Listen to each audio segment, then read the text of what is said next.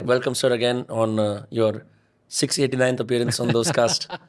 मैं आपको पहले अपना कुछ ग्रैटिट्यूड व्यक्त करना चाहता हूँ। मैं भी रियलाइज़ कर रहा था कि जब मैंने आपके साथ पॉडकास्ट करना शुरू करा था, मेरी भी 2020 की बात है, 5 साल हो गए हमारे को साथ साथ पॉडकास्ट करते हुए। इतनी तो सरकारें नहीं चल रही हैं।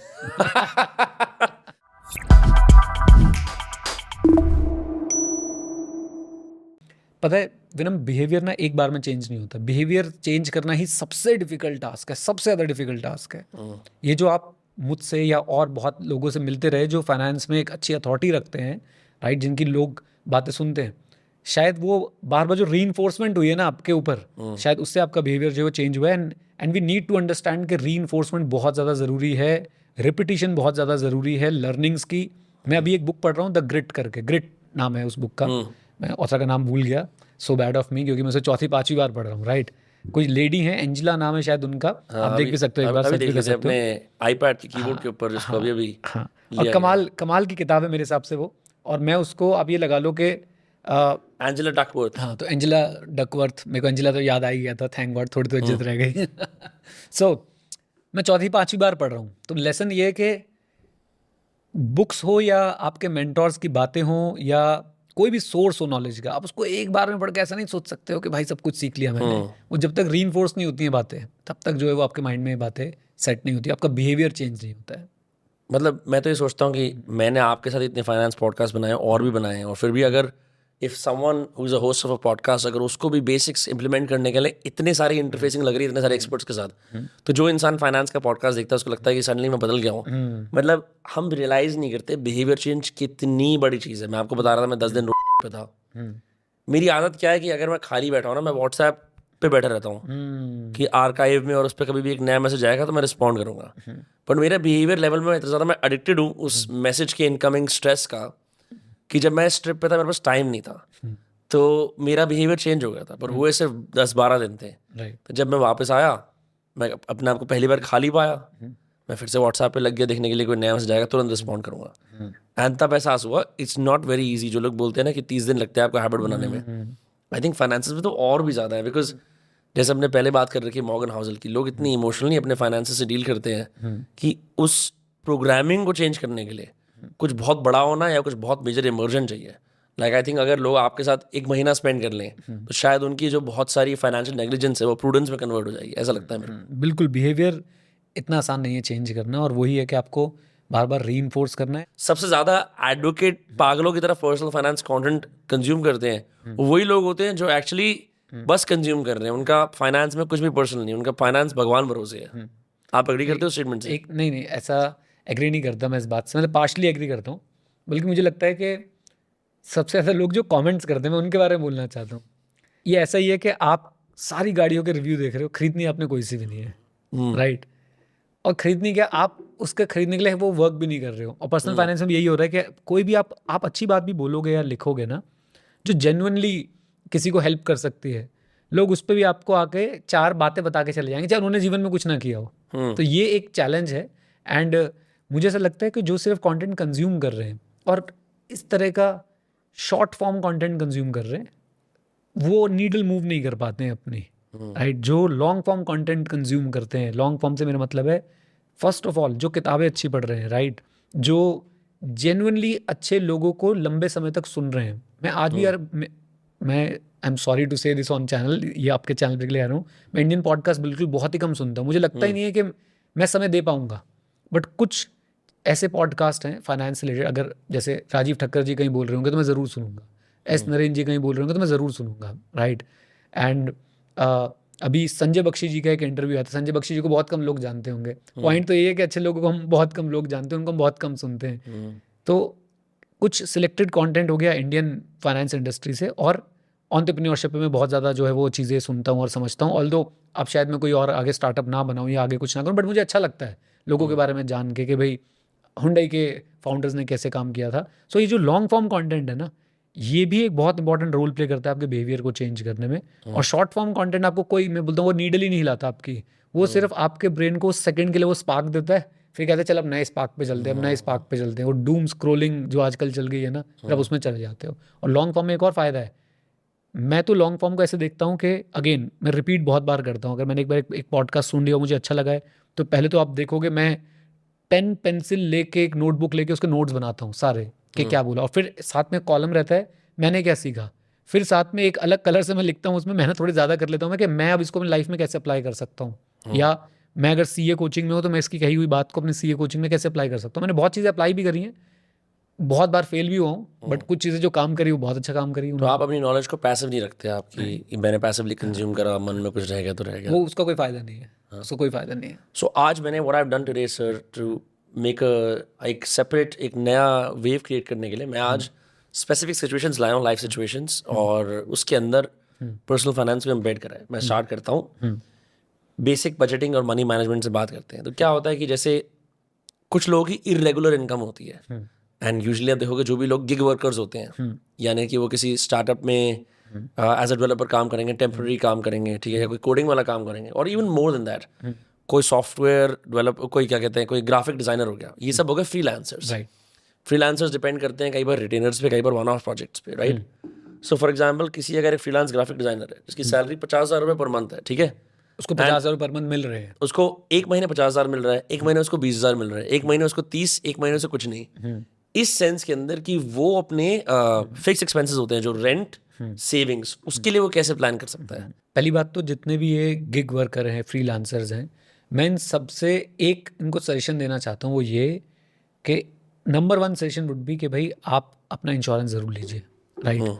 क्योंकि आपके पास इंश्योरेंस नहीं, एक रेगुलर जॉब एम्प्लॉय के पास जो इंश्योरेंस होता है उसके पास एक मेडिकल कवर होता है, राइट।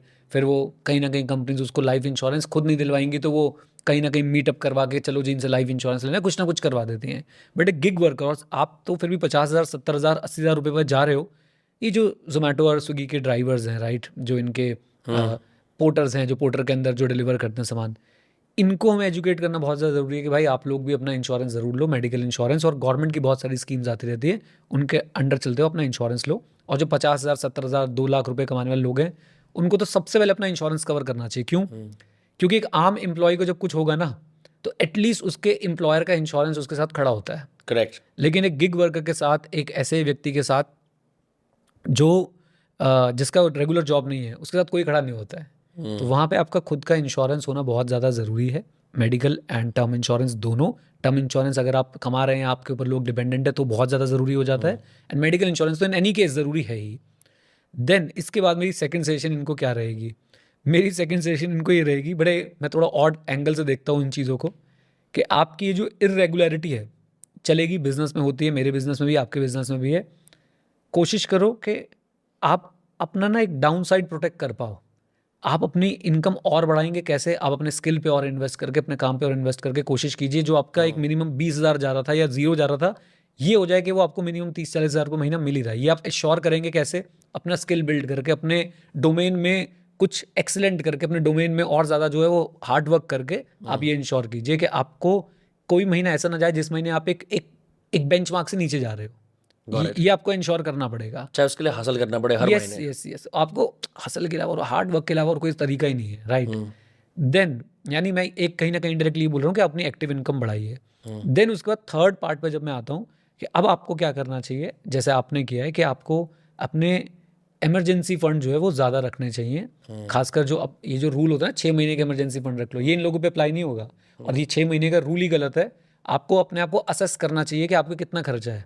अब एक विनम्र है जिसकी भाई शादी नहीं हुई है, जो एकदम फ्री माइंड से घूम रहा है, एक है जिसकी शादी हो गई है, एक है फिर जिसके 2 बच्चे हैं, एक है फिर शादी भी हो गई, 2 बच्चे भी हैं, और गाड़ी का भी लोन चल रहा है, घर का भी लोन चल रहा है, फिर एक है जिसके मम्मी पापा भी उसके ऊपर जो है डिपेंडेंट है, राइट।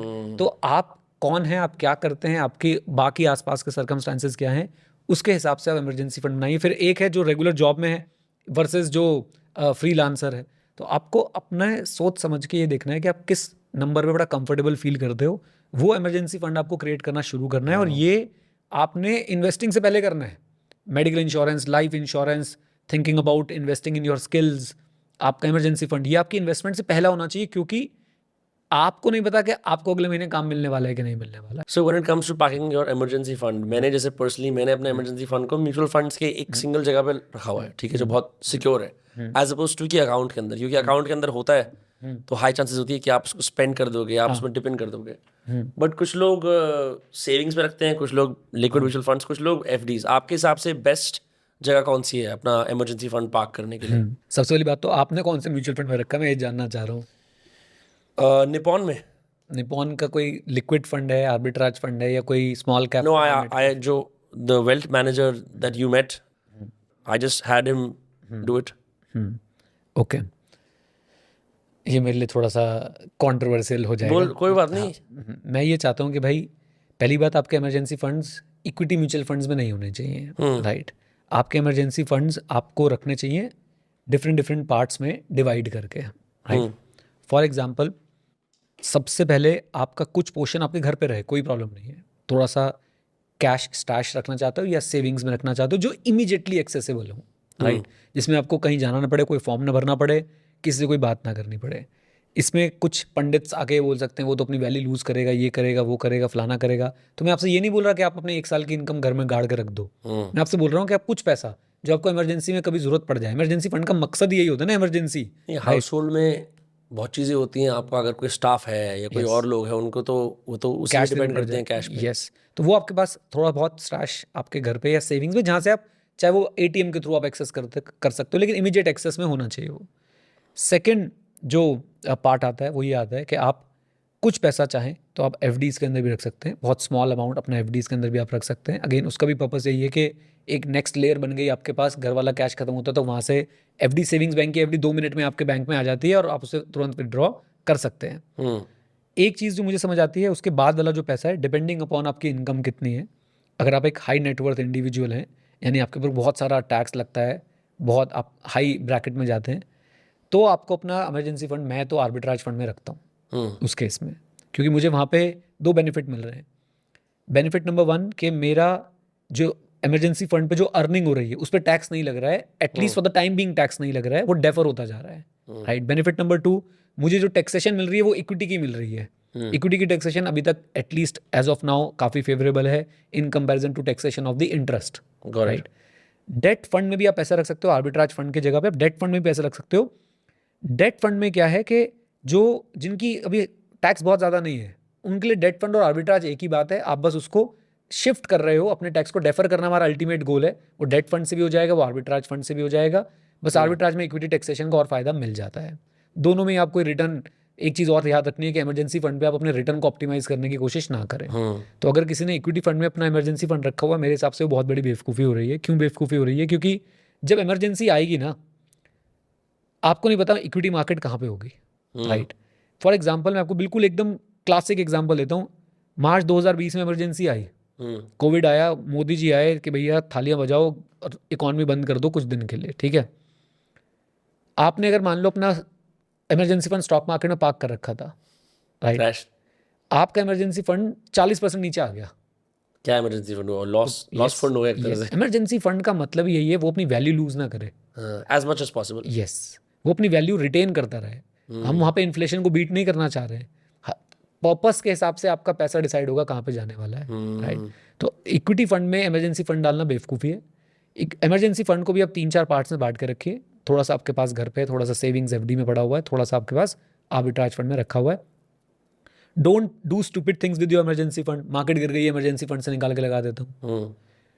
और क्या स्टूपिडिटी हो सकती है कि भाई इमरजेंसी फंड मैंने जैसे रिस्की एसेट में इन्वेस्ट कर रखे हैं। तो ये सब चीज़ें अपने इमरजेंसी फंड के साथ मत कीजिए यार। सिंपल रखो ना चीज़ों को। जिंदगी में वैसे ही क्या कॉम्प्लिकेशन कम है, भर भर के कॉम्प्लिकेशन है हर जगह पे, और आप और ज़्यादा कॉम्प्लिकेट कर रहे हो उसको। तो मत करो ये सब चीज़ें। अपना इमरजेंसी फंड ये 2-3 जगह पे रख के खुश रहो। रिटर्न्स ऑप्टिमाइज मत करो, उसका पर्पस जो है उसको वो अचीव करने दो। अभी इंडिया ने सर एक ट्रेड डील करी यूके के साथ, मोदी जी गए थे वहाँ पे, उससे मिलके आया केयर स्टारमर से। और अभी इंडिया यूएसए की ट्रेड डील की बात भी चल रही है, पर अनसर्टनिटी हो रही है। आज न्यूज़ आ रहा है, अभी देखो ट्विटर पे लिखा हुआ है market crash, market crash, market crash. आप तो लॉन्ग टर्म इन्वेस्टर हो, may be this doesn't phase you, पर इतने ये कोई बहुत बड़ा वर्ल्ड इवेंट नहीं है देखने में। अगर कोई एवरेज बंदा सोचे कि ट्रेड डील होगी अच्छी बात है, ना हो तो भी ठीक है, मतलब मैं तो ऐसा मानता हूँ। इस चक्कर में लोग इतने पैनिक क्यों कर जाते हैं और सेल करना शुरू कर देते हैं? ये ऐसी क्या चीज़ है? बिहेवियर है, बिहेवियर। और ये इतना मज़ेदार बिहेवियर है ना, मैं और आमिर पे कितना भी सिखा लें, लोगों को ये समझ नहीं आता कि इंटेलिजेंट इन्वेस्टर किताब है जो वॉरेन बफे के गुरु ने लिखी है, बेंजामिन ग्राहम ने। उसमें चैप्टर नंबर 8 है जो मिस्टर मार्केट के बारे में बताता है। मिस्टर मार्केट वो एक आर्बिट्रेरी फिगर बनाता है स्टॉक मार्केट को रिप्रेजेंट करता है, वो कहता है ये एक दारू पिया हुआ इंसान है, ये कभी इधर गिरेगा कभी उधर गिरेगा, आपको इसकी चाल पे चलना ही नहीं है। तो आप ये क्या है, स्टॉक मार्केट आज नीचे गिरी है, क्या हो गया? अब आपको एक बात बताऊं, जिसने इमरजेंसी फंड लगा रखा होगा ना उसमें, जिसने अपने भाई सारा पैसा उसमें ठोक दिया होगा, जिसको मैं तो बोलता हूं आपको अगर 5 साल में पैसा चाहिए ना, मत लगाओ ना इक्विटी में, वो है ही नहीं आपके लिए। वो एसेट क्लास का इनहेरेंट नेचर है that it is volatile. Correct. आपके पास जब तक 7 साल, मैं तो 7 साल बोलना चाहता हूँ, 7 साल से ऊपर का पैसा ना हो, मत लगाओ इक्विटी में, कम लगाओ इक्विटी में। 7 साल से ऊपर का पैसा लगाओ इक्विटी में। अभी लोगों को अभी तो कुछ भी नहीं हुआ विनम्र, it is very much possible कि 5 साल स्टॉक मार्केट मूव ही ना करे। नहीं, यूर सेइंग दैट आप सबसे प्रूडेंट चीज़ ये है कि आप अपनी इनकम को 7 years तक की सेव करो एंड देन। नहीं, मैं ये बोलना चाह रहा हूँ, सपोज आपके पास 2 लाख रुपए हैं और आपको दिख रहा है वो अगले 2 साल में आपको चाहिए, वो इक्विटी में नहीं लगाने हैं आपको। इक्विटी में वो आपको स्टॉक मार्केट में, म्यूचुअल फंड में, इक्विटी म्यूचुअल फंड में वो पैसा लगाना है जो आपके पास 5 साल आपको जरूरत ही नहीं है, जिसकी जो आपको फोरसीबल फ्यूचर में दिख ही नहीं रहा है कि मुझे चाहिए। इसका मैं एग्जांपल देता हूँ आपको। फॉर एग्जांपल, आपके पास आज 5 लाख रुपए हैं और आपको लगता है कि यार मेरे को 2 साल बाद एक गाड़ी लेनी है और ये 5 लाख रुपए मैंने उसके लिए जोड़े हुए हैं, आपने लगा दी इक्विटी मार्केट में वो। अब क्या हुआ, 2 साल बाद आपको पता है स्टॉक मार्केट कहाँ होगी? मुझे भी नहीं पता, किसी को भी नहीं पता। पता चला भाई यहाँ से 5,000 पॉइंट नीचे है, तो आपके तो बेचारे 5 लाख की वैल्यू और गिर गई। करेक्ट। और आपको गाड़ी लेनी है, गाड़ी की वैल्यू और बढ़ गई होगी। तो you have increase the gap. और ये गलती इतनी कॉमन है ना लोगों को ना, ये जो पिछले 5 साल गए हैं ना, मॉर्गन हाउसल एक बड़ी कमाल की बात बोलता है।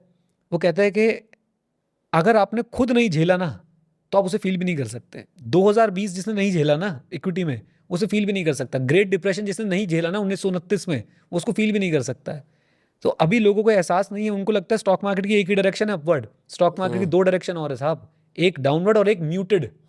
फ्लैट रह सकता है स्टॉक मार्केट, फ्लैट रह सकता है सालों साल। आपके पास आपके इंटेस्टाइन जो है ना वो स्टील की बनी होनी चाहिए कि आप इतनी वोलेटिलिटी को डाइजेस्ट करते रहो कि 7 साल भी मार्केट अगर नहीं हिलेगा तो मैं कुछ नहीं करूंगा। लेकिन ये लोगों के पास ये पेशेंस नहीं है। और मैं आपको बता दूं कि 7 साल बाद, 8 साल बाद, 10 साल बाद इट इज़ पॉसिबल कि वो 10 साल के जो रिटर्न्स नहीं बने वो आपको 1 साल में दे जाए। डे टू डे बेसिस पे एक ऐसे एक्टिव इन्वेस्टर कैसे बन सकता हूँ? नॉट जस्ट कि मैं ट्वीट्स पढ़ता रहूँ या मैं पॉडकास्ट देखता रहूँ, बिकॉज आपको भी पता है कि उससे इतना इम्पैक्ट नहीं होता। चलो मैं आपको स्टेप बाय स्टेप गाइड देने की कोशिश करता प्लीज हूँ। प्लीज। स्टेप 1 यही है कि जितने भी फाइनेंस वाले लोगों को फॉलो कर रहे हो यूट्यूब पे अनफॉलो कर दो। डन। ट्विटर पे, इंस्टाग्राम पे finance reels I do not recommend करता हूँ। स्टेप 2 ये है कि आप ना 10-15 बेसिक चीज़ें लिख लो। जैसे कि मैंने आपको पहले बताया कि आप सबसे पहले क्या करेंगे। स्टेप 1 भाई, आपको अपनी इनकम ज़रूर बढ़ानी है। आपको अपना पैसा कमाने के लिए खूब मेहनत करनी है। उसमें आपको आलस नहीं दिखाना है, उसमें आपको ऑल इन जाना है। Increase active income at all cost, go all in. Yes. उसके लिए अपने स्किल्स को आप बढ़ाइए, कोर्सेज कीजिए, अपने आप को पूरा झोंक दीजिए उसके अंदर, ठीक है। फॉर एग्जाम्पल मेरे लिए वो स्किल था टीचिंग। तो मैंने भाई आओ देखा ना ताओ, मैं 12-12 घंटे पढ़ा रहा हूँ, 13-13 घंटे पढ़ा रहा हूँ, खूब मेहनत कर रहा हूँ मैं उसके लिए, राइट। जहाँ क्लास लेने का मौका मिल रहा है, जहाँ बोलने का मौका मिल रहा है, जहाँ अपना स्किल शोकेस करने का मौका मिल रहा है पढ़ाने वाला, वहाँ मैं जा रहा हूँ, ठीक है। नाउ सेकेंड पॉइंट, आप ये सोचिए कि दिन रात कोई व्यक्ति जो है आपसे आपके पैसे छीनने की कोशिश कर रहा है। वो डर आपके अंदर होना चाहिए। Assume everyone is out to take your money. Right. Be afraid. Yes, never chase high returns. मैं इसको फिर बाद में एपिसोड के लगा दूंगा। Yes. Assume everyone is out to take your money. Be afraid. Be afraid. थोड़ा सा आपको ना पैरानॉइड होना जरूरी है, राइट। Got it. उसके बाद एक चीज मैं और ऐड करना चाहूंगा इसमें कि आपने ये भी ध्यान रखना है कि आपने कभी भी जल्दी पैसा बनाने वाली स्कीम्स के पीछे नहीं भागना है। Don't fall. Go after get rich quick schemes. Yes. इन स्कीम से जितना दूर रहेंगे उतना अच्छा आपके लिए। जी। अब उसके बाद आपने ये सोचना है कि आप इन्वेस्टिंग को कैसे कम से कम समय देते हुए, क्योंकि आपका ज्यादा समय जाएगा आपकी एक्टिव इनकम की तरफ, कितना ज्यादा आप सिंप्लीफाई कर सकते हो अपनी इन्वेस्टिंग को। Minimal investment in investing yes and focus on simplification. Yes. और वो क्या है, सिंप्लीफिकेशन क्या है? अगेन इसमें वही बात जो मैंने आपको बोली कि गेट रिच क्विक स्कीम जो है वो वाली स्कीम को अवॉइड करना, और साथ साथ में टिप्स मिल रही हैं, ये शेयर वो शेयर, इसमें अपने इन्वेस्ट करने से अपने आप को रोकना है। और एक बहुत काउंटर इंट्यूटिव बात बोलता हूँ, don't invest in individual stocks, don't go for direct stocks. Okay. Don't go for direct stocks. As a layman, as a simple person, please invest only through mutual funds. Then get your basics sorted such as medical insurance, life insurance, emergency fund. Basics, all insurances plus emergency fund. अब इसके बाद मैं आपको और बताता हूँ, ये सारी चीज़ें हमारी हो गई हैं. इसके बाद आपने एक बात ध्यान रखनी है, वो ये है, start with index funds. Start with index funds. Amount? Amount कोई मैटर नहीं करता, आप जितना कर सकते हो, आप जितना इन्वेस्ट कर सकते हो. और एक सिंपल इक्वेशन है, आप कम से कम खर्चा करेंगे, ज़्यादा से ज़्यादा इन्वेस्ट करेंगे. आप 20,000 रुपये सैलरी कमाने वाले हो, आप 20 लाख सैलरी कमाने वाले हो, मेरे लिए मैटर नहीं करता. आप बस ये देखो आप अपने खर्चे मिनिमम कैसे रख सकते हो, प्लस लाइफ में इंजॉयमेंट भी होनी चाहिए, और आप मैक्सिमम अमाउंट कैसे इन्वेस्ट कर सकते Lowest expense, highest हो. investment, yes and factor in enjoyment. Yes. Also आप ईयर ऑन ईयर इन्वेस्टमेंट अपनी बढ़ाने की कोशिश करेंगे. ये एक ऐसा ब्लंडर है जो लोग करते हैं, क्या कि 5,000 की SIP शुरू करी थी वही करते रहते और हैं. वही करते रहते हैं Increase investment amount every year. Every year. कोई फिक्स रूल नहीं है, 5% बढ़ानी है, 7% बढ़ानी है, 10% बढ़ानी है, जितनी ज़्यादा बढ़ा सकते हो उतनी ज़्यादा बढ़ानी है. Got it. अगर आप इतना कर लेते हैं, you are sorted. Why do you have multiple FDs?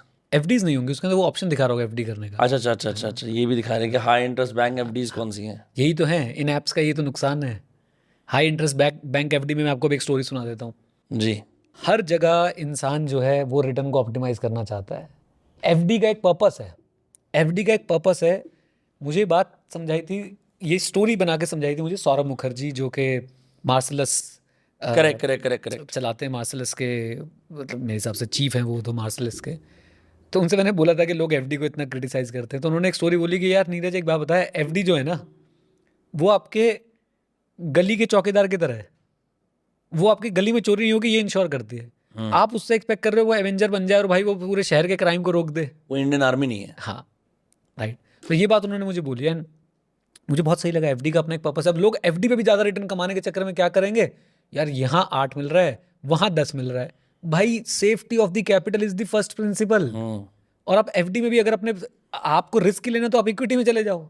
फिर आप रिस्क लेने के लिए FD में क्यों जा रहे हो? इट्स सो लाइक उसका एक सिंपल फंक्शन है, आप उस फंक्शन को बढ़ा चढ़ा के उसको कुछ और मॉडिफाई कर रहे हो. आप गाड़ी को इलीगल है यहाँ पे गाड़ी मॉडिफाई करना, मॉडिफाई कर रहे हो. यस. तो आप इन सब चीज़ों से बचे रहें बस. यही अपने देखो ये भी हमारे रूल में कवर हो गया. अपने वो जो ज़्यादा रिटर्न कमाने के चक्कर में नहीं पड़ना है.